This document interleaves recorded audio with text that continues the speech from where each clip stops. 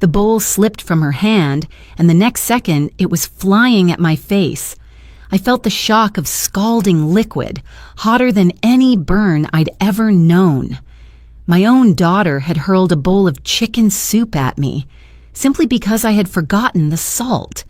The soup stung my eyes, seared my cheeks, and ran down my neck into the collar of my faded blouse. I stumbled back against the kitchen counter, one hand clutching the old towel I used for everything. The floor was wet with broth, yellowish stains mixing with drops of red where the skin on my chin had split open.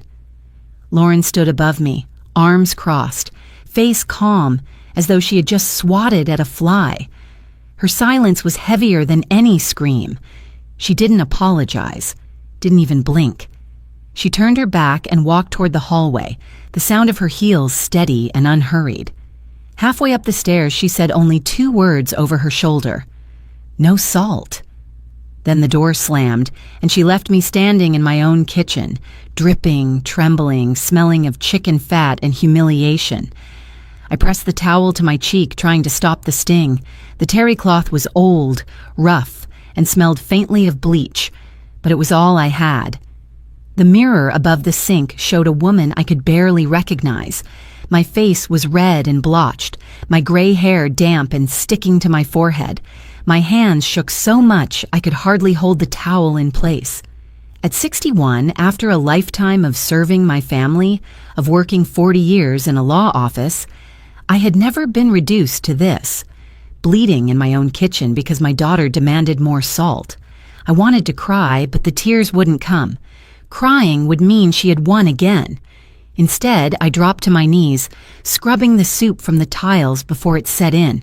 My hands burned, my knees throbbed, but I scrubbed anyway. I thought, if I clean fast enough, maybe it will feel like none of this ever happened. Maybe I can erase the moment when my daughter chose to treat me like nothing. But the smell of broth clung to me, and the burn on my skin kept reminding me there was no erasing this night. I whispered to myself, she threw soup at me. My own daughter threw soup at me for forgetting salt. Saying it out loud made it heavier, more real. The kitchen that once smelled of Sunday dinners and family holidays now reeked of shame. That night I lay awake in bed with the towel still pressed to my cheek, the sheets stiff with dried broth where I had tried to lie still. Upstairs I could hear Lauren's steady breathing, deep and unconcerned, as though nothing at all had happened. And maybe, for her, nothing had. For her, I was just an old woman, too weak to resist, too dependent to leave. The next morning, I would learn just how far she intended to push me. She would stand in that same kitchen, dressed in her beige business suit, her lips curled into a sneer, and order me to hide my wounds. She would invite her colleagues over, with that fake sweetness in her voice, telling me to smile. Through the pain, she would put a $70 concealer on the table and say, "Cover the burns and smile." And when she walked into her boss's office later that day, I would see her own smile collapse. Her legs would tremble, her face would drain of color, because for the first time, the truth would no longer be mine to hide. But on that night, I didn't know all of that. I only knew the sting of soup, the shame of silence, and the weight of being treated like a servant in my own home. And now I need you with me in this story, because it isn't just about soup. It's about what happens when silence ends, when the secrets people think they can bury finally rise into the light. If you stay, you'll see how far a mother can fall and how far she can climb back. So don't go anywhere. Stay with me until the end. The sun poured into my kitchen like nothing had happened the night before. The light made the linoleum shine, but I still saw the faint stains of broth on the tiles. My cheek throbbed under a thin layer of drugstore ointment, but I moved quickly, whisking eggs in a bowl with a fork that rattled in my trembling hand. Behind me, I heard her voice. "Breakfast." Now Lauren sat at the table, calm, polished, dressed in her beige business suit. Her hair was pulled back in a sleek bun, her phone resting on the table beside a leather folder. She didn't glance at me. She didn't need to. Her tone was enough. She was the executive, and I was the maid. I plated scrambled eggs and poured coffee into her favorite white mug, the one with the gold trim she had chosen for herself. She tapped the table impatiently, scrolling through emails. She didn't even look up when I set the plate in front of her. "Toast," she said. Just that one word. I slid slices of bread into the toaster, my hands still trembling. I tried to hold them steady, but the effort only made the tremors worse. When the toaster clicked, I buttered the bread and set it down gently beside her plate. She took a bite, chewed, and finally raised her eyes to me. Her gaze was cold, detached. That was when the doorbell rang. Lauren smiled suddenly, as though she had a switch for her expressions. She rose and walked briskly to the door. When she opened it, a young woman in a green dress stepped inside. Maya, her colleague from the marketing department. "Mrs. Miller," Maya sang, her tone honey-sweet. "It smells so good in here. You always make the best breakfast." She kissed my cheek lightly, but her eyes darted quickly over the burn on my face before sliding away. She didn't mention it, she didn't ask. She just slipped her purse onto a chair and settled in like she belonged. Lauren poured her a cup of coffee, as if she were the gracious hostess. Then she turned to me, pulling something from her handbag. A sleek little box, pale pink, with a golden logo. She dropped it onto the counter in front of me. $70, she said flatly. Imported. Concealer. Cover the burns. I froze, staring at the box. My face burned under the ointment and my heart pounded. Cover the burns. Not heal them, not treat them. Just hide them. Lauren's lips curled into a smirk as she added, "Maya's bringing a few girls from the office over for lunch. I don't want them to see you like that."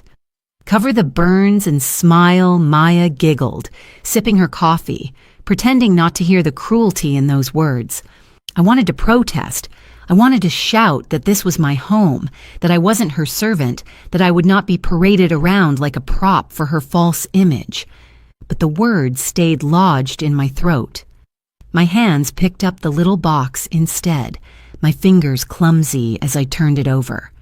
$70. More than 2 weeks of the allowance she permitted me from my own pension. I caught sight of myself in the reflection of the microwave door. Gray hair frizzed around my face, dark circles under my eyes, the angry burn stretching across my cheek. And I saw Lauren behind me, tall and sharp, her beige suit immaculate, her arms folded as she waited for me to comply. She had taken control of everything, my house, my retirement savings, my daily routine, even my reflection. Maya's voice floated through the kitchen again. "It'll be fun, Mrs. Miller. Just a casual lunch. Everyone will love you."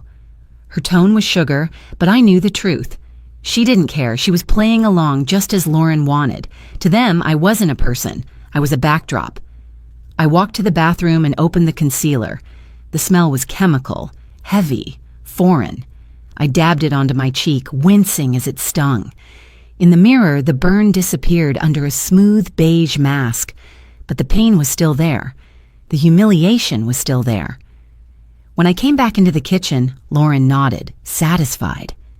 "Better," she said.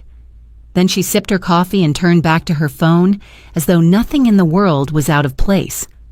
I stood there, silent, my hands empty.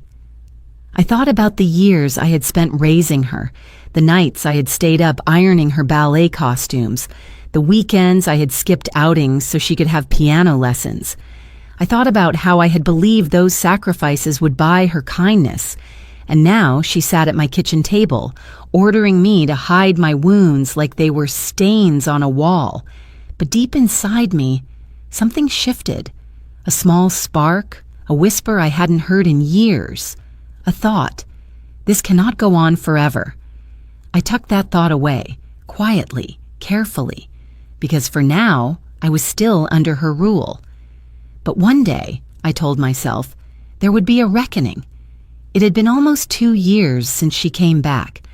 I remember the night clearly, because the rain was beating against the windows like it wanted to get in.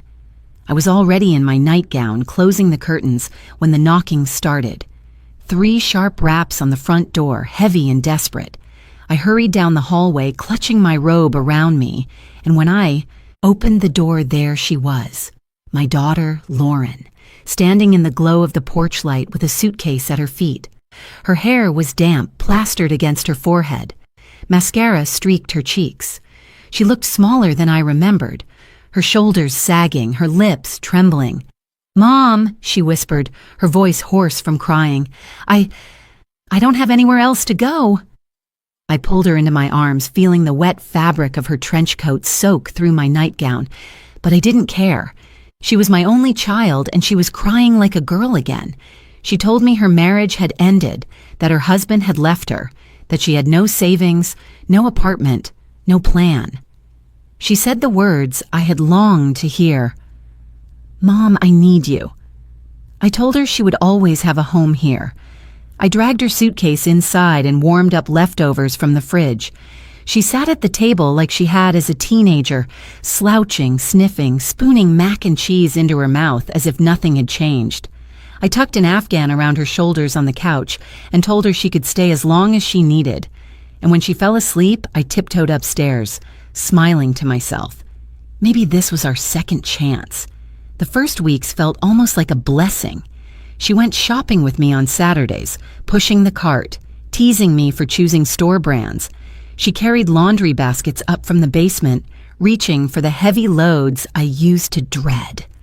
On Sunday mornings, she brewed coffee before I even got out of bed, the aroma drifting through the house the way it used to when her father still lived with us. One night, we even watched a movie together. She curled up in the armchair with her blanket while I sat on the sofa. We laughed at the same jokes. She leaned her head back and said, "This feels nice, Mom." And my heart swelled because for a moment, she wasn't the hardened woman the world had shaped. She was my little girl again. Neighbors noticed too. Mrs. Caldwell stopped by with muffins and said, "It's good to see you two together again." I smiled, embarrassed by how proud I felt. Emily, my sister, called and I told her, "Lauren's back home for a while." "It's good, really good," Emily just hummed skeptically, but I ignored it. I wanted to believe in the miracle. For a while, I let myself think everything could be mended. I set the table with 2 placemats instead of 1. I bought her favorite cereal. I let her fill the fridge with little luxuries I never used to buy: sparkling water, imported cheese, fancy yogurt in glass jars. I told myself she deserved comfort after what she had been through. I even pulled my savings to help her restart. She said she needed a new phone for work, and I handed her my card without hesitation. She said she couldn't show up to interviews in old clothes, so I drove her to the mall and watched her step out of fitting rooms in sleek skirts and pressed blouses, spinning in the mirror. "How do I look, Mom?" she asked, and I said beautiful every time. I thought I was investing in her future. I thought I was giving her the tools to rise again. But somewhere in that first month, a faint unease began to creep in. Her suitcase, which she had promised to unpack later, never moved from the hallway. Slowly, her clothes began spilling into my closet. The guest room she occupied became a fortress, the door always closed. When I knocked, she would snap, "Busy." She stopped coming on errands with me. She stopped making coffee. Instead, she slept late and left me notes on the fridge with lists of things I should pick up for her: almond milk, protein bars, vitamins that cost more than my weekly groceries. Still, I pushed down the doubt. I told myself this was temporary, that divorce had made her fragile, that she needed time. I remembered the night she had arrived, crying in the rain, and clung to that memory. I didn't see then that her tears had been the opening act. I didn't realize the rain-soaked girl on my porch was already planning how to make my home hers. I mistook her neediness for reconciliation, and in doing so, I opened the door to something much darker. Because when my daughter returned that night, suitcase in hand and eyes red from tears, it wasn't just a visit. It was the beginning of the cage she would build around me, one demand at a time. It didn't happen all at once. That's the part that still haunts me. If she had stormed in demanding everything from the beginning, maybe I would have found the strength to resist. But she was careful. She was patient. She tightened the rope around me slowly, loop by loop, until I couldn't move without her say-so. It began with little corrections. "Mom, don't buy generic detergent. It ruins the fabric." "Mom, don't keep the door unlocked. It's not safe." At first, I thought she was just being thoughtful, maybe even protective. But soon, those corrections sharpened into commands. "Why would you wear that old cardigan? You look senile. Stop going out with cash in your purse. Someone will scam you." The tone changed. No longer a daughter advising her mother, but a supervisor criticizing her employee. Then came the money. One afternoon, she sat across from me at the kitchen table, her laptop open. "You're too trusting, Mom. At your age, people take advantage. You need me to manage your accounts." I shook my head, saying I'd handled my finances fine for 40 years as a legal secretary. But she pushed the laptop closer, her eyes hard. "You can't even remember salt in the soup. Do you really think you can keep track of online banking?" Her words cut deeper than I admitted. I handed her my debit card, telling myself it was temporary, just until she got back on her feet. She smiled like she had won something. A week later, she handed me $30 in cash. "Your allowance," she said lightly. "Don't spend it all at once." Allowance. For the first time in my life, I felt like a child in my own house. From there, she tightened her grip. She set up automatic transfers from my pension account into hers, calling it family consolidation. She changed the mailing address on bank statements so they went straight to her desk at work. When I asked to see them, she laughed. "Don't worry, Mom. You wouldn't understand half the jargon anyway." The house itself stopped feeling like mine. She redecorated the living room, moving my old sofa to the curb without asking. She painted the walls a cold gray I never liked. When I protested, she tossed me a magazine. "You want this place to look like a retirement home?" I'm increasing the property value. One evening, she brought home papers and laid them in front of me. "It's just legal housekeeping," she said, "adding my name to the deed. Easier in case something happens to you." I hesitated, staring at the lines of print. She sighed dramatically and added, "Don't you trust your own daughter?" After all I've sacrificed? My hand shook as I signed. That night, lying in bed, I whispered the words that had begun to haunt me. "I'm just a walking debit card." I had thought bringing her home would heal the rift between us. Instead, every gesture of kindness became another link in the chain. I gave her a place to stay. She took the whole house. I offered her support. She claimed ownership. I could feel the air in the house changing. The pictures on the walls, my wedding photo, snapshots of family holidays, felt like silent witnesses to my surrender. Every object in every room seemed to remind me of the control she had gained. The kettle I used to boil water at dawn was now set on a timer she bought.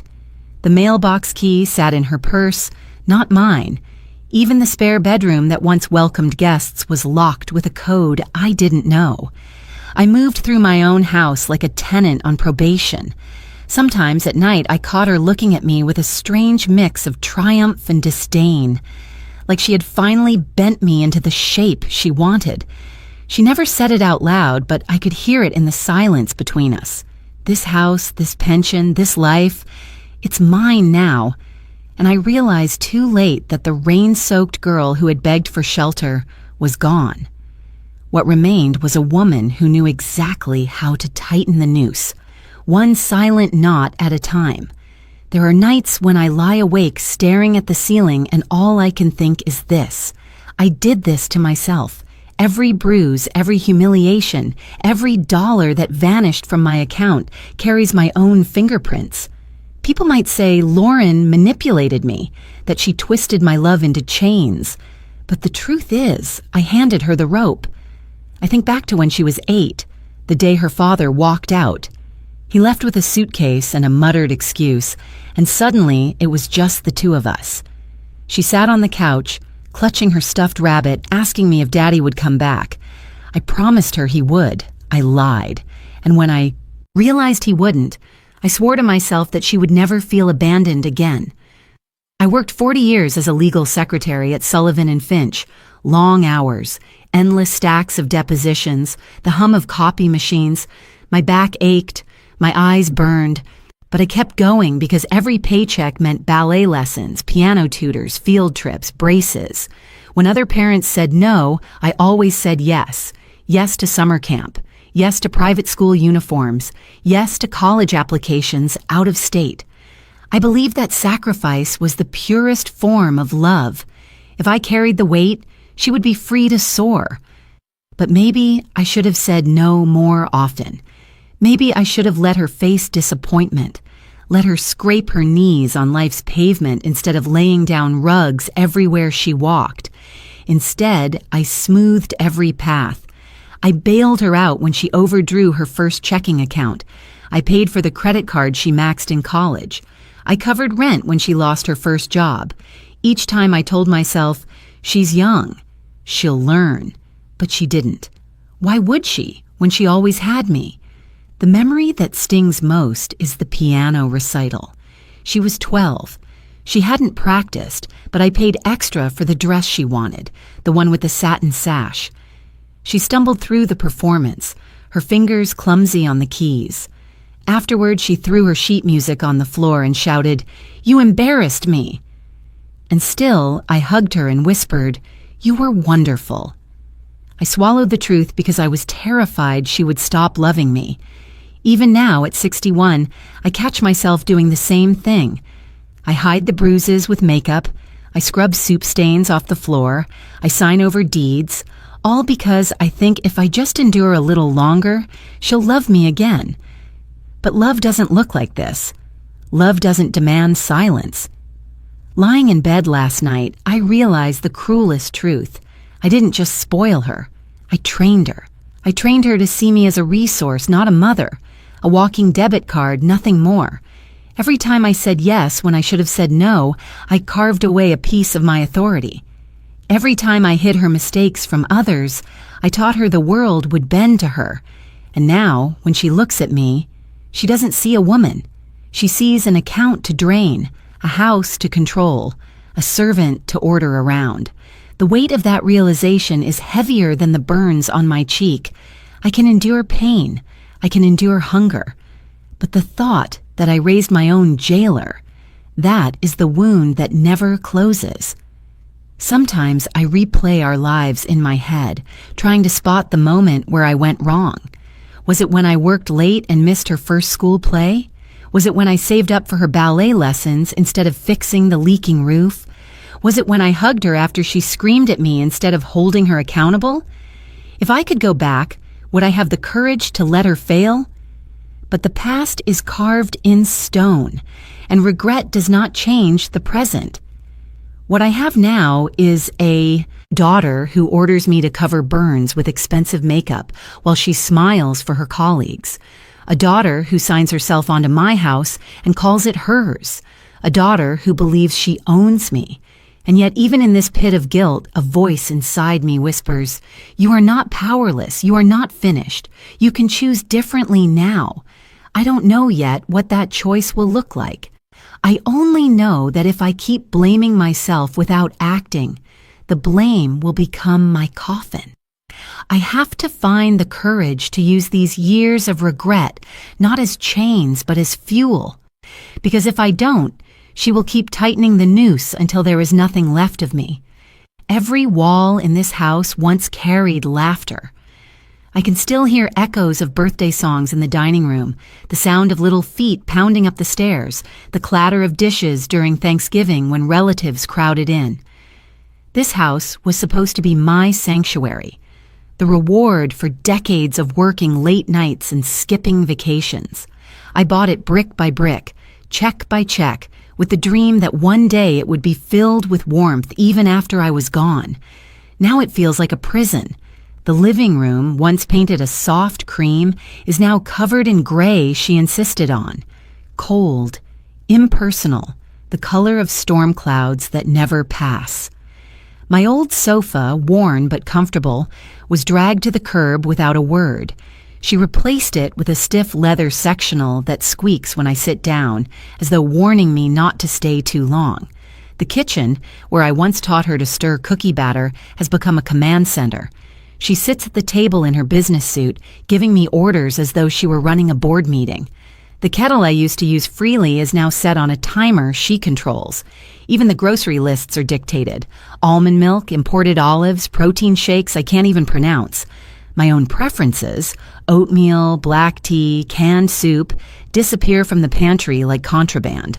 The hallway carries new locks, coded pads I never asked for. She installed them after claiming break-ins were common in our neighborhood. But the only one those locks keep out is me. Rooms I used to clean with pride are now forbidden. The guest room, once full of quilts and spare linens, is locked. She calls it her office, but I have never been allowed inside. At night, the silence presses down hardest. I move through the house barefoot, careful not to make the floors creak, because any sound risks her sharp voice from upstairs. Keep it down, Mom. Some of us have real jobs. I retreat to my bedroom like a prisoner returning to her cell, clutching the quilt I sewed 30 years ago, the only thing she hasn't touched. I see my life shrinking. The front porch, where I used to sip coffee at sunrise, is now her smoking spot, littered with ashtrays. The garden where I once grew roses is neglected, weeds climbing through the soil while she tells me it's a waste of time. Even the photographs on the walls have been altered. My wedding picture vanished. Family photos from holidays disappeared. In their place are framed certificates of her achievements, her degree, her promotions, her awards. My history erased, replaced by her resume. Neighbors notice. Mrs. Caldwell asked me once why the curtains are always closed now. She used to see me watering flowers or sitting on the porch with a book. Now she only catches glimpses of me taking out the trash, my eyes downcast. I mumble excuses, but she doesn't believe them. I can see pity in her eyes. I used to think home was a fortress against the world. Now I know it can become the tightest cage. The very walls I paid for echo back my daughter's orders. The furniture I once arranged now enforces her control. I walk the halls and feel the weight of invisible chains. And what hurts most is not the control itself, it's the loss of safety. This house was supposed to be the place where I could rest, where I could finally breathe after years of labor. Instead, it has turned against me. The walls whisper that I am not free. The windows show me a world outside, but they might as well be bars. I tuck myself into bed each night telling myself I still own this house, that my name is still etched in the records at City Hall. But deep down, I know ownership means nothing when someone else holds the keys. I am a guest in my own home, a prisoner in the place I thought would cradle me until the end of my days. And in that realization, a quiet grief grows. Because losing your house to the bank is one thing, losing it to your own child is something else entirely.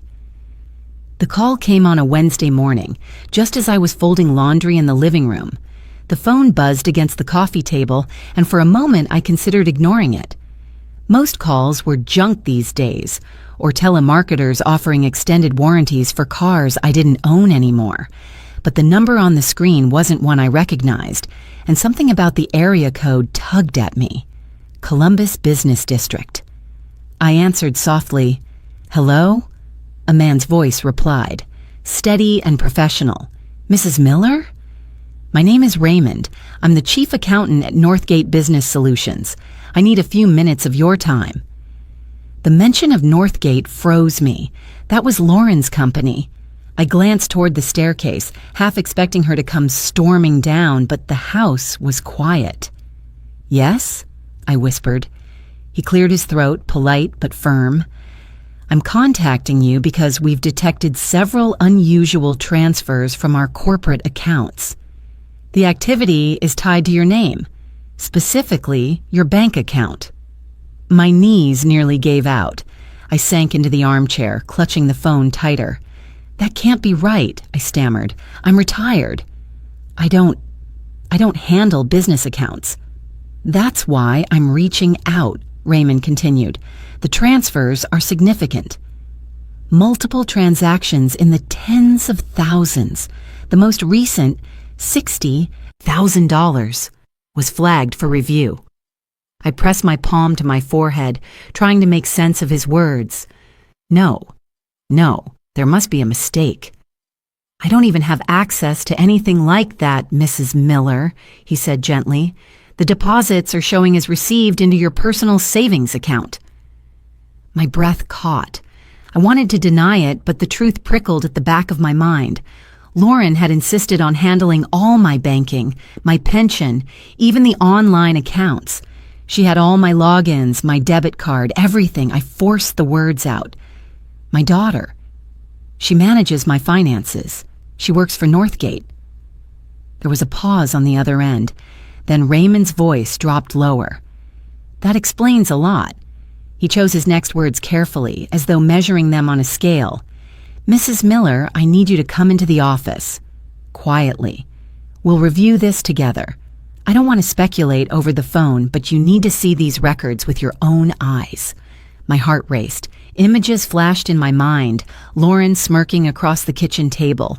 Lauren telling me I couldn't be trusted with money. Lauren sliding papers in front of me to sign. Suddenly, the pieces clicked together, forming a picture I had refused to see. I swallowed hard. When? Tomorrow, if possible. I'll set a private appointment. You won't have to go through the front desk. Discretion is important. The word discretion struck me. He wasn't just asking. He was warning. I thanked him in a shaky voice and hung up. The silence in the living room was suffocating. The laundry lay forgotten in my lap as I stared at the blank television screen across from me. My reflection wavered on the glass, pale and frightened. Upstairs, I heard Lauren's footsteps. She was awake now, moving confidently through the house, humming to herself. The sound made my skin crawl. She had no idea what call I had just received, or maybe she would sense it in my face. I forced myself to stand, gathering the laundry, folding with stiff, mechanical movements. When she walked into the room a few minutes later, dressed sharply in another tailored suit, she gave me a cursory glance. Coffee. I carried the mug to her, careful not to spill. My hands trembled, not from age, but from the storm gathering inside me. I wanted to scream the truth I had just heard. I wanted to throw the words in her face. I know what you're doing. I know what you've done. But fear welded my lips shut. She took the cup, sipped, and smiled faintly. Perfect. Don't forget lunch later. Maya's bringing the team again. Then she turned on her heel, grabbing her handbag and keys, and left without another word. The door closed. The house fell silent. And I stood there, clutching the edge of the table, realizing my world had shifted in one phone call. This wasn't just about soup or insults or control anymore. It wasn't just about bruises or humiliations whispered behind closed doors.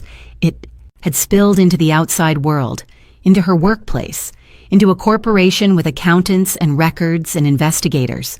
For the first time, I saw a crack in her armor, a path out of the prison she had built. But that path terrified me as much as it beckoned, because stepping onto it meant exposing not just her sins, but mine. If money had been funneled through my accounts, if papers carried my signature, I was no longer just the victim. I was a piece of the crime. I pressed my forehead against the cool wood of the table and whispered, God, what do I do? The only answer was the faint hum of the refrigerator, steady and indifferent, as if reminding me the world didn't stop for my fear. But inside, I knew one thing with certainty. Tomorrow, I would walk into Northgate's tower, and nothing, absolutely nothing, would ever be the same again. The next day arrived with a weight I could feel in my bones. I had agreed to meet Raymond, but before that could happen, Lauren had other plans. She swept into the kitchen early, her heels clicking on the tile like a metronome of control. Maya's hosting a little lunch today, she announced as if it were carved in stone. Colleagues from the office. You'll serve, of course, and don't forget the concealer. She placed the pink box back on the counter with a sharp tap. I stared at it. the expensive little lie in powdered form. My cheek still burned from the soup incident, the skin raw and tender beneath the beige mask. I dabbed it on anyway because refusing wasn't an option. By noon, the house was filled with voices I didn't recognize. Laughter, chatter, the clinking of glasses. Maya floated in wearing another bright dress, her perfume trailing through the air like sugar. She hugged me briefly before darting off to help arrange platters on the dining table. "So lovely of you, Mrs. Miller." "You always make everything perfect," she said, though we both knew the food had been cooked by me alone. I carried trays of sandwiches and salad bowls, setting them on the long table. My hands shook, but I forced myself to smile. I was invisible in my own kitchen, reduced to a hostess no one thanked. Most of the young women laughed and swapped office stories, their polished nails flashing as they gestured. Then I saw her. At the far end of the table, setting down her bag and smoothing her blazer, was my sister, Emily. My breath caught in my throat. Of all people, why her? She had just started as in-house counsel at Northgate, a position she had proudly told me about weeks earlier over the phone. I hadn't told her about my situation with Lauren. How could I? Pride had tied my tongue. And now, here she was, seated with Lauren's colleagues, her sharp eyes scanning the room like they always did. She didn't see me at first. She was too busy greeting Maya, offering a polite handshake. But when her gaze finally fell on me, everything slowed. Her smile faded. Her eyes narrowed. She saw the stiff way I moved, the forced grin that didn't reach my eyes. And then her gaze dropped to my cheek. The concealer hadn't hidden everything. Beneath the beige mask, faint traces of the burn peeked through, a mottled red line near my jaw. Emily's expression changed in an instant, concern flashing across her face before she masked it with a lawyer's calm. I nearly dropped the tray I was holding. My hands tightened on the handles and I ducked my head quickly, pretending to fuss with the silverware. I wanted to hide, but Emily had already seen too much. Lauren breezed in then, her voice carrying over the table. "Everyone, this is my mother. She's retired now, so she loves having company. Don't let her fool you, she lives for this." She laughed, a brittle, false sound. A few colleagues chuckled politely. Emily didn't laugh. She kept her eyes on me, her lips pressed into a thin line. Throughout lunch, I avoided her gaze. I poured water, refilled plates, carried empty dishes back to the kitchen. My heart pounded every time I walked past her chair. I could feel her watching me, reading me the way only a sister could. When the laughter swelled and attention drifted away, Emily leaned slightly toward me as I passed with a tray of cups. Her voice was barely above a whisper. "We need to talk." I froze, the words striking deeper than I expected. I didn't answer, didn't dare nod, but she saw the flicker in my eyes, the silent plea I couldn't voice. She set her glass down carefully, her lawyer's face returning as she turned back to the group. The rest of the lunch blurred. I moved like a ghost, carrying plates, smiling when spoken to, hiding my trembling hands. Lauren basked in the spotlight, laughing too loudly, tossing her hair, bragging about her latest projects at work. She never noticed the silent exchange that had passed between her aunt and her mother. When it was over, the women gathered their handbags and coats, thanking Lauren for the invitation. Maya gushed about the food, patting my arm with false sweetness before leaving. Lauren waved them out with a satisfied grin, her facade of perfection intact. Emily lingered. She adjusted her blazer slowly, then leaned close enough that I could smell her perfume, subtle and steady, just like her. Her words were soft, but they pierced through the fog of humiliation around me. I saw. "We'll talk soon. You're not alone, Bea." For the first time in years, my knees nearly gave out, not from fear, but from relief. Someone had finally noticed, someone I trusted. Lauren clapped her hands suddenly. "Mom, clean up!" Chop chop. She didn't even glance at Emily, already moving upstairs to change. I gathered plates with trembling hands, my heart pounding. Emily's words echoed in my mind, louder than the clatter of dishes. "You're not alone." And in that moment, a flicker of hope lit inside me. Faint, fragile, but real. The next morning, I walked into Northgate's Commerce Tower with my stomach twisted in knots. The glass doors reflected back a woman I barely recognized, shoulders slumped, makeup uneven, clutching a worn handbag like it was a shield. I hadn't stepped into an office building since retiring, and now every polished tile and echo of high heels made me feel like an intruder. Raymond was waiting near the security desk, tall, silver-haired, with a calm face that reminded me of the attorneys I used to work for. He didn't smile when he saw me, but his nod was kind enough. "Mrs. Miller, this way, please." He led me through a quiet corridor into a small conference room. No windows, just a table, 2 chairs, and a neat stack of folders waiting in the center. My throat tightened at the sight of them. Raymond pulled out a chair for me. "Please sit." He opened the top folder and slid a page toward me. "This is the first transfer we flagged. $52,000, routed directly from a Northgate account into a savings account under your name." I stared at the paper. My name was printed clearly beside the numbers, my account number, my balance. Except the money had never been mine. I would have noticed, wouldn't I? He flipped to the next page, then another. 17,000. Same path, same destination. And finally, this one. He tapped the 3rd page. 60,000 routed just last week. My hand shook as I lifted the page closer. There it was again. My name, my account.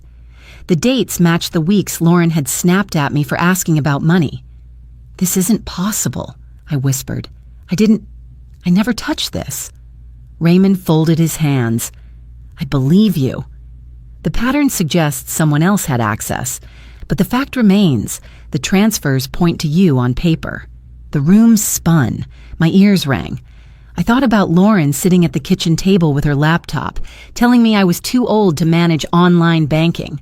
I remembered her handing me $30 like pocket change while she moved entire paychecks through my name.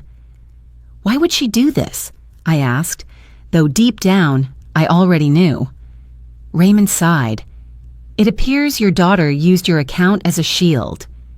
Funds are missing from multiple project budgets. The trail ends in your savings. It looks like embezzlement, and unless proven otherwise, the company could see you as complicit." The word complicit stabbed me. I saw headlines flashing through my mind. Retired secretary caught laundering money for daughter. Neighbors whispering. Emily shaking her head. Caldwell avoiding my eyes. Raymond's voice softened. "I asked you here because I don't think you're involved. I've worked with numbers long enough to know when something doesn't add up, and your record shows nothing but stability for decades. But Mrs. Miller, you need to understand, if this continues, you will be the one left carrying the blame." Tears burned at the corners of my eyes. I pressed my hands flat against the table, forcing myself to breathe evenly. "What do I do?" He slid another folder toward me. "Here are the transaction logs, wire transfers, timestamps, account details. Keep them safe. If anyone questions you, these will help." His eyes locked onto mine. "And Mrs. Miller, you may want to consider speaking with someone outside the company, a lawyer, maybe even the district attorney's office." The mention of law chilled me. For 40 years I had filed briefs, typed motions, organized cases. I had been surrounded by justice every day, and yet I had never imagined I would need protection from my own child. I clutched the folder to my chest as if it were a lifeline. Raymond stood and walked me to the elevator. Before I stepped inside, he placed a hand lightly on my arm. "Be careful. If your daughter realizes you know, she may not react well." His words followed me all the way home, louder than the hum of the elevator, sharper than the city traffic outside. When I stepped into the kitchen, Lauren was there, lounging at the table with a glass of wine, though it was barely noon. She looked me up and down, eyes narrowing at the folder clutched in my hands. "What's that?" she asked casually, but her tone was edged with suspicion. I forced a smile, tucking the folder quickly into my bag. Just old papers. Nothing important. Her gaze lingered, but she didn't press further. She sipped her wine and smirked. Don't forget, Maya's dropping by later. Try not to embarrass me. I retreated upstairs, my heart hammering, the folder heavy in my bag. For the first time, I had proof. Hard evidence that the cage around me wasn't just emotional, it was criminal. But with that proof came a new terror. Because paper trails don't care about intentions. On every page, the thief wasn't Lauren. It was me. That evening, after Maya had left and the dishes were stacked high in the sink, Lauren cornered me in the hallway. Her wine glass was still in her hand, half full, the stem glinting under the light. She leaned against the wall, blocking my path like a sentry. "You've been quiet today," she said. Her tone was almost playful, but her eyes were sharp. "Anything you want to tell me, Mom?" I gripped the strap of my handbag tighter, the folder from Raymond hidden inside. My throat went dry. "Nothing," I murmured. Her lips curved into a smile that didn't reach her eyes. "You know, sometimes I worry about you. You forget things. You misplace salt, you burn soup, you leave doors unlocked. People talk about dementia starting early. It's sad, really." She took a slow sip of wine, watching me over the rim of the glass. My stomach churned. I tried to step past her, but she shifted slightly, forcing me back against the wall. "You know what they do with women like that?" she whispered, her voice dropping lower. "They send them away. To facilities, to homes, where no one listens when they scream, where no one believes them when they say they're fine. I've read the reports. Once the paperwork says unstable, that's it. Your word means nothing." I felt the blood drain from my face. She tilted her head, studying me like a cat with a trapped mouse. "So here's the thing, Mom. If you ever get the idea to start talking to anyone, remember how easy it would be for me to convince people you're losing your mind. I work in corporate. I know people. You'd be signed away faster than you can spell your own name." My knees trembled. "Lauren, please." Her voice hardened, no trace of softness left. "Don't test me. Don't think you can go behind my back. One word from me and you'll be locked in some sterile room with linoleum floors, staring at the ceiling while strangers feed you gelatin with plastic spoons. Do you want that?" I shook my head, my hands trembling. "Good." She straightened, finishing the last of her wine. She set the glass on the hallway table with a sharp clink. "Then keep quiet. About everything. About the money. About me. Smile when I tell you to. Cover the burns. And for God's sake, stop looking like you're plotting something. You're terrible at hiding it." I pressed myself against the wall as she walked away, her heels clicking against the wood floor. My heart pounded so hard I could hear it in my ears. I wanted to collapse, to sink into the floor, but fear held me rigid. I stumbled into my room and locked the door, my breaths coming in shallow gasps. The folder in my bag felt like it was burning through the fabric, daring me to look at it again. Proof of her crimes, yes, but also a rope she could twist around my neck with a single accusation of instability. I sat on the edge of the bed, clutching the bag to my chest. Her words echoed in my mind. "No one will believe you.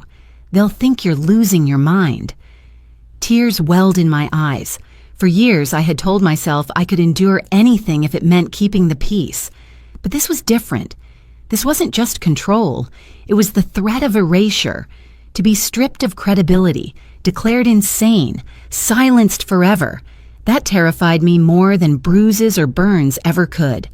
I thought of my years at Sullivan and Finch, of the files I had typed for attorneys fighting to keep clients out of guardianships, out of facilities where they were stripped of autonomy. I remembered the glazed eyes of clients in those cases. People who had been declared incompetent when in truth they were simply old, simply alone. The image of myself in that place rose up so vividly, I nearly gagged. A white room, a locked door. My voice ignored. My daughter, visiting once a month, smiling sweetly for the nurses while she drained what was left of my accounts. I pressed my fists against my temples and whispered, "No, not me. Not like that." The door creaked suddenly and I jumped, but it was only the wind rattling a loose frame. Still, my heart wouldn't slow. I sat there for hours, clutching the folder, every sound in the house magnified, her footsteps upstairs, the creak of pipes, the hum of the refrigerator. That night, I barely slept. When I did drift off, I dreamed of padded walls and nameless orderlies dragging me down a hallway, while Lauren signed papers with a smile. When I woke, the decision was carved into me like stone. I could not stay silent anymore. Fear of an asylum was nothing compared to the hell of losing myself completely. But if I was to fight back, I would need help, and I would need proof stronger than her threats. The next morning, I found Mrs. Caldwell waiting by her fence as I took the trash out. Her gray hair was pulled into a bun, her arms crossed over a thick cardigan. She had that look she always wore when she knew something but was deciding whether to speak it. "Bee," she said softly, "you've been quieter than usual. And I've seen the bruises. Don't tell me they're from tripping on the stairs." My throat tightened. I wanted to deny it, to hide behind excuses like I always had. But something about her steady gaze, sharp and kind all at once, cracked me open. My eyes filled with tears. She nodded as if she'd expected that answer without me saying a word. Then she leaned closer. "I did something, Bee. I hope you won't be angry." She pulled a small black device from her pocket, a camera, compact and sleek. "I put this facing your back porch. I didn't want to pry, but I couldn't stand by any longer. Last night, it caught everything. The world seemed to tilt beneath me." "Everything," I whispered. Her jaw tightened. The threats. Her voice. The way she cornered you in that hallway. I heard it all. If she tries to paint you as unstable, I've got proof she's the one unhinged. My knees nearly gave out. I grabbed the fence post for support, a sob breaking loose from my chest. For the first time in months, maybe years, I felt the faintest sense of safety. Mrs. Caldwell reached across the fence and squeezed my hand. "You're not alone in this, and you don't have to keep suffering in silence. I know someone who can help, an old friend, Helena, assistant district attorney. She handles cases like yours. If you're ready, I'll take you to her." The name rang in my ears.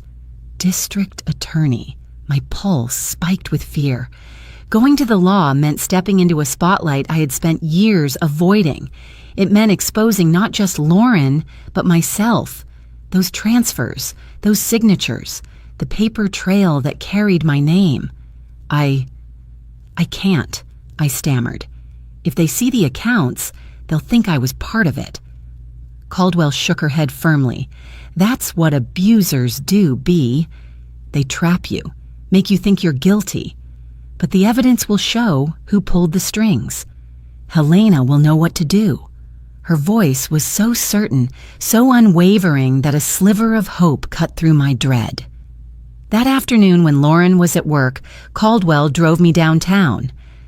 The courthouse loomed above us, tall and imposing, the kind of place I used to file papers for without ever imagining I'd step inside for myself. Helena met us in her office, a woman in her 40s with sharp eyes and a calm presence. She didn't waste time with pity. She listened. She asked questions. She watched me closely, but not with doubt, with focus. When Caldwell set the camera on the desk and played the recording, Helena leaned forward, her expression hardening. Lauren's voice filled the office.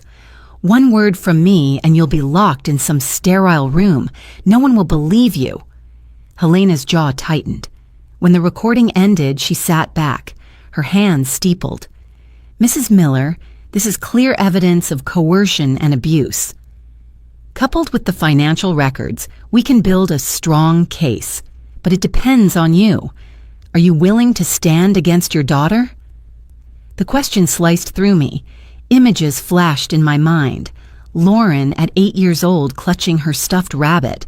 Lauren at 12 in her satin recital dress. Lauren standing in the rain the night she came back. My little girl. My tormentor. I swallowed hard. My hands trembled on my lap, but my voice came out steadier than I expected. Yes, I can't live like this anymore.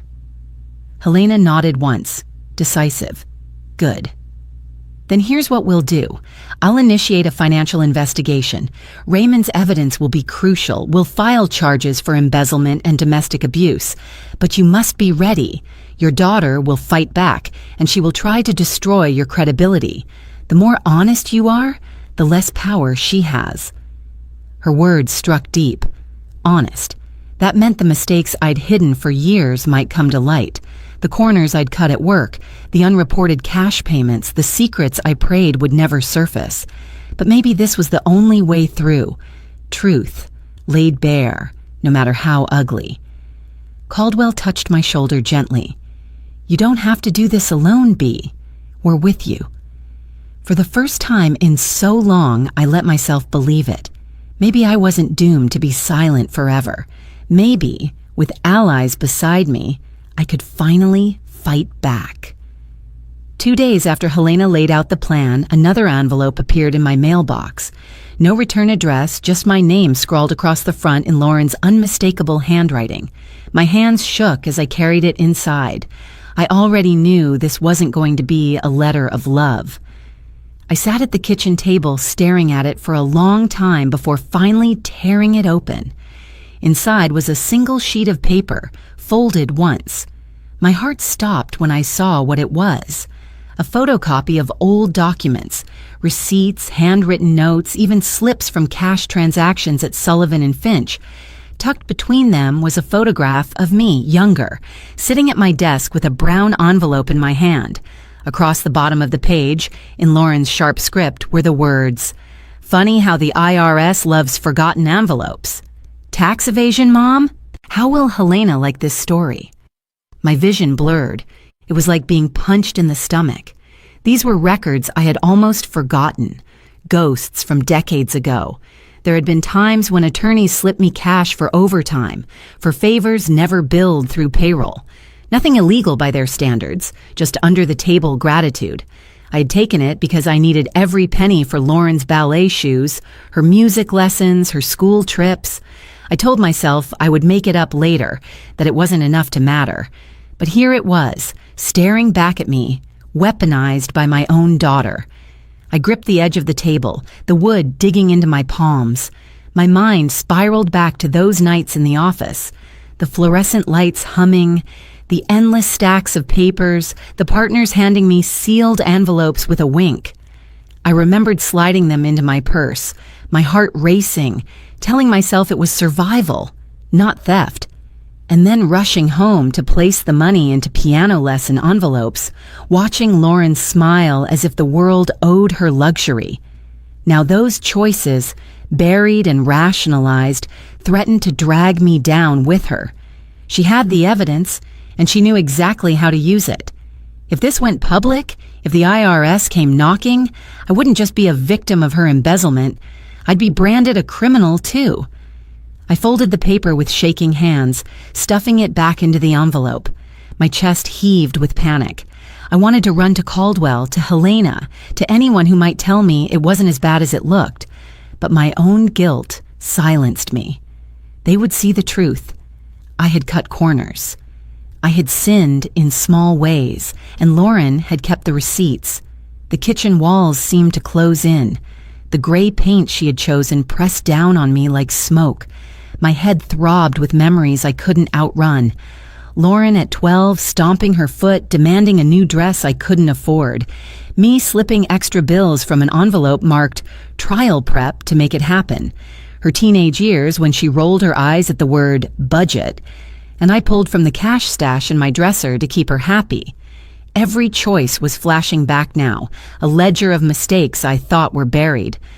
I stumbled into my bedroom and pulled the curtains shut. The envelope sat on the dresser like a coiled snake. I couldn't look at it, but I couldn't throw it away either. It was proof of my failures and also proof of her cruelty. Lying in bed, I felt the weight of two truths pressing against me. 1. My daughter was ruthless, willing to drag me through hell to protect herself. 2. I had given her the ammunition long before this battle began. My thoughts twisted darker as the night dragged on. If Helena saw those papers, would she still believe me? Or would she see just another old woman who had dipped her hands into the wrong pot, now crying victim to cover her own sins? I whispered into the dark, "Maybe I deserve this." The words tasted bitter, but then another voice rose inside me, quieter but stronger. "No, you don't deserve her cruelty. Mistakes don't mean slavery. Guilt doesn't mean prison." I clung to that thought like a lifeline, even as tears soaked my pillow. Lauren wanted me paralyzed, lost in shame, too broken to fight back. But shame wasn't going to save me. If anything, it might be the key. Because secrets only have power in the dark. If I dragged mine into the light before she could use them, maybe, just maybe, I could cut the leash she held on my throat. That night I didn't sleep. I lay awake, rehearsing in my mind what it would mean to confess, to own every mistake, to strip Lauren of her weapon. It terrified me, but so did the thought of staying silent. When dawn broke, pale light spilling through the blinds, I sat up and pressed my palms together. For the first time in years, I prayed. Not for Lauren to change, not for the past to be erased, but for the courage to stand in front of the world and say, "Yes, I failed, but I am not her prisoner anymore." The courthouse steps felt heavier than any mountain I had ever climbed. I clutched the railing, my palms slick with sweat, as cameras clicked from every angle. Reporters shouted questions I could barely process, their voices echoing in my skull. I wasn't used to attention. I had spent my entire life behind desks, filing other people's stories. Now my own was being dragged into the light. Helena walked beside me, calm and steady, her briefcase swinging at her side. She leaned close as we pushed through the doors. "You don't have to embellish. Just tell the truth. Secrets lose their power once they're spoken." Her words anchored me. I kept repeating them in my head as she guided me into the press room. A wall of microphones waited, the seal of Franklin County looming large behind the podium. Rows of faces stared back, journalists, colleagues from Northgate, even strangers drawn by curiosity. My knees threatened to give out, but Emily's eyes met mine from the front row, sharp and supportive. Mrs. Caldwell sat beside her, hands folded tightly in her lap, nodding at me with fierce encouragement. Helena gave a brief introduction, outlining the charges under investigation. Then she stepped aside and gestured for me to take the podium. My throat closed, but my legs moved forward as if pulled by a force stronger than fear. I gripped the wooden sides of the podium, feeling every groove under my fingertips. The microphones buzzed faintly, demanding my voice. "My name is Beatrice Miller," I began, my voice trembling. "I am 61 years old, and I am here because I can't live in silence anymore." A hush fell over the room. I drew a breath, deeper this time. For months, I have endured things no mother should face. My daughter, Lauren Miller, has hurt me in ways I never imagined possible. She has thrown things at me. She has left bruises on my body and fear in my heart. She has controlled my finances, my home, my life. My voice cracked, but I forced myself on. She told me to cover my burns and smile. She told me no one would believe me. She told me I'd be locked away if I ever spoke. Gasps rippled through the audience. I pressed my hands harder against the podium, grounding myself. "But I am speaking now," I said, stronger, "because silence has nearly destroyed me, And because there are women out there like me, hiding behind makeup, hiding behind locked doors, hiding behind excuses, I want them to know the truth. Silence doesn't protect you. It protects the abuser. I paused, swallowing the lump in my throat. This was the moment Helena had warned me about, the moment when I would bear not just her sins, but mine. I also need to be honest about my own mistakes, I said, my voice lower but steady. When I worked as a legal secretary, there were times I accepted cash under the table. I told myself it was harmless. I told myself it was for my daughter's future. But secrets rot when they're hidden, and mine have weighed on me for decades. I would rather face judgment for my mistakes than remain a prisoner in my own home. The words came faster now, tumbling out, unstoppable. Yes, I failed. But I will not let my failures excuse her crimes. I will not let my guilt be used as her weapon. The room was silent, cameras clicking softly in the background. I lifted my chin. Better to face my mistakes than to keep living as my daughter's prisoner. Better to stand here, exposed and trembling, than to sit at home with my mouth shut and my dignity gone. For the first time in years, my shoulders straightened. I looked out over the crowd and saw tears glistening in Caldwell's eyes. Emily nodding fiercely, Helena watching me with quiet pride. I stepped back from the podium, my chest heaving, my palms damp, but lighter than I had felt in decades. Helena returned to the microphones, her voice crisp and commanding. You have just heard testimony that will form part of the prosecution's case against Lauren Miller. The investigation is ongoing, but today marks the beginning of accountability. Reporters erupted with questions, but Helena ushered me aside, shielding me as she always promised she would. My knees shook, but my heart pounded with something new. Not fear, not shame, but freedom. I had spoken, and no matter what happened next, I was no longer silent. The air inside Northgate's top-floor conference room was cold, almost sterile, the kind of space designed to intimidate. Tall glass windows overlooked Columbus, the skyline sharp against the afternoon sun. I sat quietly at the edge of the room, Emily on one side of me, Helena on the other. My hands trembled against my lap, but their presence steadied me. The door opened sharply and Lauren walked in. Her heels clicked against the polished floor, her beige suit immaculate, her makeup flawless. She wore a smile I knew too well, polished, professional, utterly false. She glanced at me only once, her lips curving into a smirk, before turning her attention to the head of the table. Marcus, her direct supervisor, waited there, his expression unreadable. Beside him, Raymond had a stack of files, neatly organized, the weight of truth bound in manila folders. Lauren's voice was sweet, practiced. Marcus, thank you for seeing me. I know there's been some confusion with accounts, but I assure you everything is under control.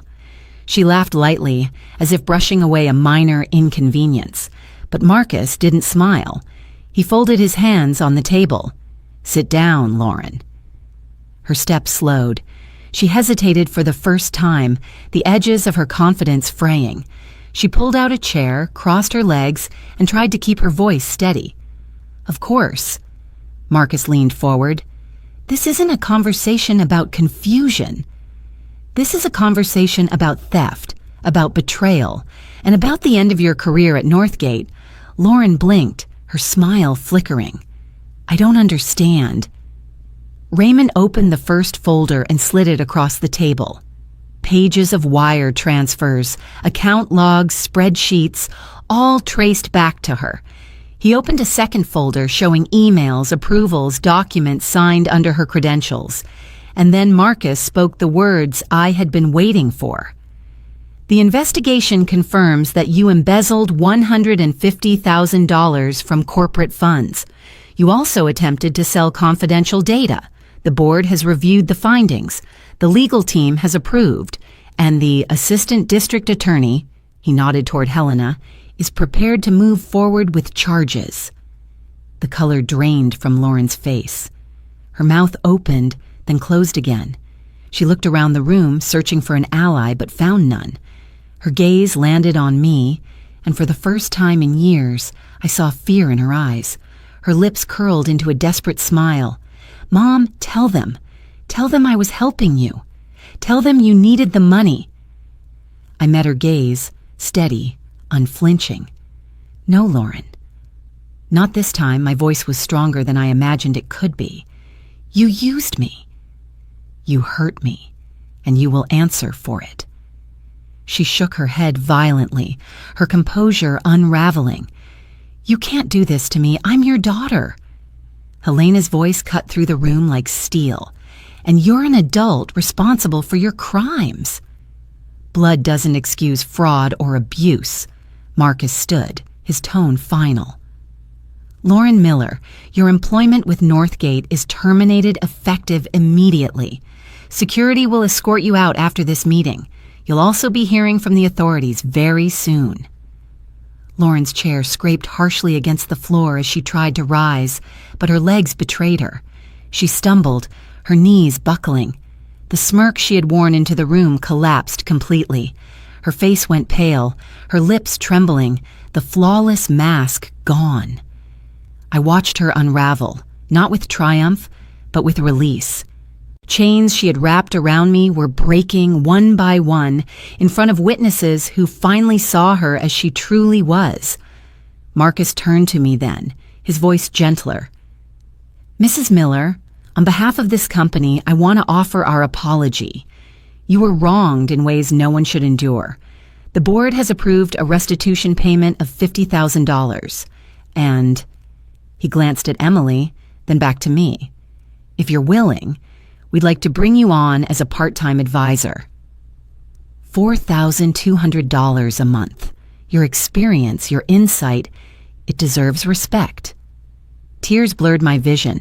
For so long, I had been invisible, treated as nothing more than an inconvenience in my own home. And now, in this room, I was being seen again, not as a burden, but as a woman with worth. Emily squeezed my hand under the table. Caldwell, sitting in the back row, nodded with quiet pride. Helena gave me the smallest smile, her eyes shining with approval. And Lauren. She crumpled in her chair, her face buried in her hands, her empire of control reduced to rubble in a single afternoon. I drew a slow, steady breath. For the first time in years, I wasn't trembling. I was free. That night, the house was quiet in a way I hadn't felt for years. No footsteps pounding above me, no orders shouted from the kitchen, no doors slamming to remind me of my place. Just silence, soft and steady, filling every corner like a balm. Emily stayed after the meeting at Northgate, insisting she wouldn't let me go home alone. Caldwell came too, carrying bags of groceries and a bottle of lavender cleaner. Together, we set about reclaiming the house. Emily started in the living room, pulling Lauren's framed certificates off the walls. She stacked them in a cardboard box and replaced them with old photographs she'd rescued from my closet. My wedding picture. Lauren's kindergarten portrait, back when her smile was real. A faded snapshot of me and Emily in our 20s, arms around each other, laughing in the summer sun. For the first time in years, the walls looked like mine again. Caldwell moved through the kitchen with determined energy, scrubbing every surface until the gray walls smelled faintly of lemon and soap instead of stale wine. She opened windows, letting in the night air. "This house needs to breathe again," she said firmly, and I nodded, tears prickling my eyes. I carried linens into the spare bedroom, folding quilts and smoothing them over the bed. The lock was gone. Emily had ripped it out with a screwdriver, tossing the keypad into the trash.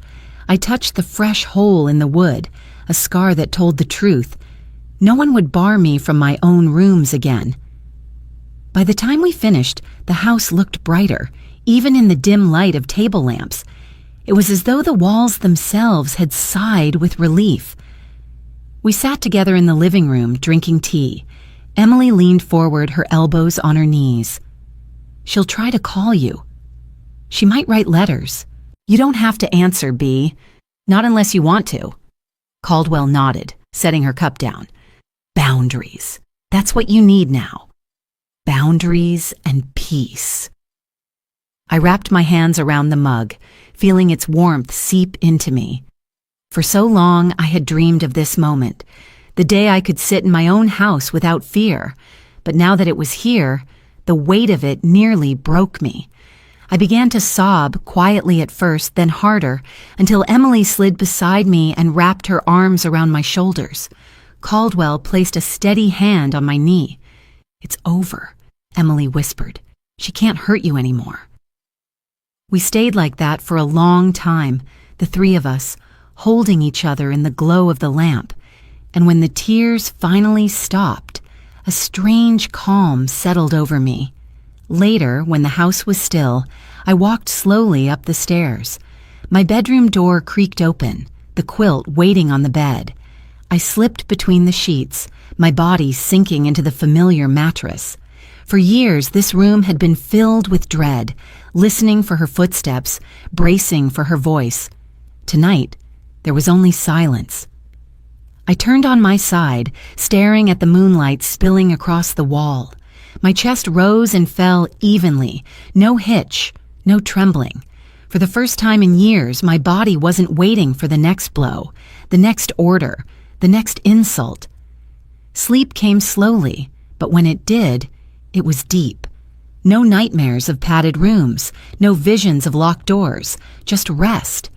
Somewhere in the middle of the night, the phone on my nightstand buzzed.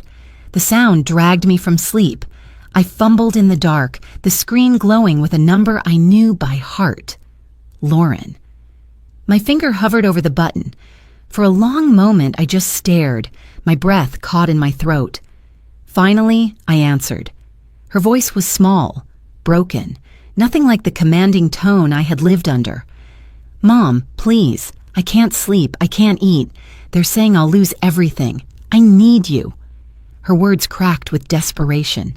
Please forgive me. I closed my eyes. The silence stretched between us, heavy, filled with years of pain.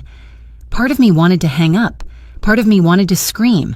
But instead, I whispered, steady and quiet, "Not tonight, Lauren."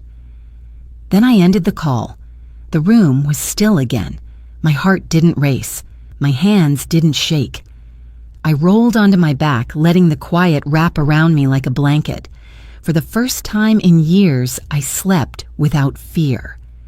Morning sunlight spilled across the kitchen, warm and golden, touching the edges of every surface. For years, this light had felt harsh, exposing bruises, illuminating the stains of spilled soup and broken plates. Today, it felt different. Gentle, welcoming. I brewed a pot of coffee, the smell filling the room. No one barked orders at me. No footsteps stormed down the stairs. Just quiet, steady peace. Emily had already left for her office at Northgate, promising she'd stop by after work. Caldwell had called earlier, reminding me she was only a fence away. Their presence lingered like anchors of safety. I sat at the table with my mug, gazing at the stack of papers in front of me.